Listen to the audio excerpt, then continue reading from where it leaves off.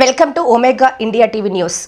కొమరం భీం జిల్లా వాంకిడి మండలం దేశంలో ఎక్కడా లేని విధంగా తెలంగాణ రాష్ట్ర ముఖ్యమంత్రి రేవంత్ రెడ్డి ఎస్సీ రిజర్వేషన్ వర్గీకరణ నిర్వహించి మాలలకు తీరని అన్యాయం చేశారని, కాంగ్రెస్ పార్టీ ప్రభుత్వం మాదిగలకు ఏకపక్ష న్యాయం చేసిందని భారతీయ బౌద్ధ మహాసభ, అంబేద్కర్ సంఘం, సిద్ధార్థ యువజన సంఘాలు తీవ్రంగా ఆక్షేపించాయి. బుధవారం రాష్ట్ర ప్రభుత్వ చర్యలకు నిరసనగా వాంకిడి మండల కేంద్రంలోని జాతీయ రహదారిపై బైఠాయించి నిరసన కార్యక్రమం నిర్వహించారు.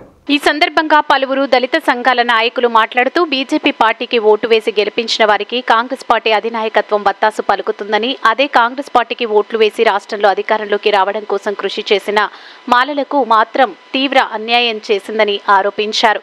మాలలకు జరిగిన ఈ అన్యాయానికి బదులు తీసుకుని రానున్న స్థానిక ఎలక్షన్లో మాలల తడాకా చూపించాలని, మాలలు ఐక్యంగా ఉండి కాంగ్రెస్ పార్టీకి గుణపాఠం చెప్పాలని పిలుపునిచ్చారు.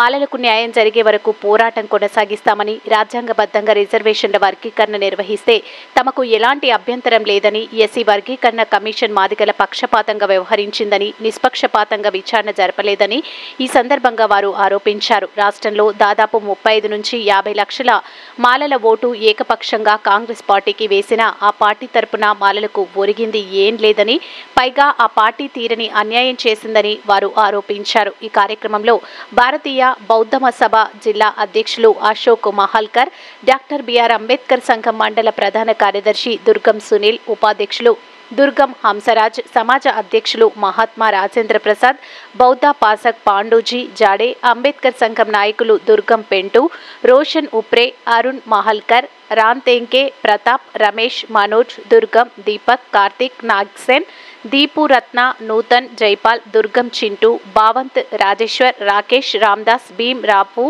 చంద్రమణి, దుర్గం పొంచాలు తదితరులు పాల్గొన్నారు. కాంగ్రెస్ పార్టీ మాలలను నెట్టేట ముంచింది. రిజర్వేషన్ వర్గీకరణ అయినప్పటికీ రాజ్యాంగ పరంగా చేస్తే దానికి మాకు ఎటువంటి అభ్యంతరం లేదు. కానీ దేశంలోనే మొట్టమొదటి రిజర్వేషన్ వర్గీకరణ చేసిన రాష్ట్రంగా తెలంగాణలో చేయడం అన్నది దురదృష్టకరం.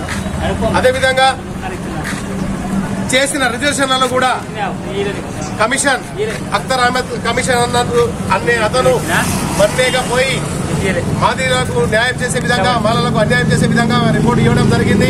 ఆ రిపోర్ట్ ను బేస్ చేసుకుని ఎస్సీ వర్గీకరణ గతంలో 4 ABCDలుగా చేస్తానన్నారు.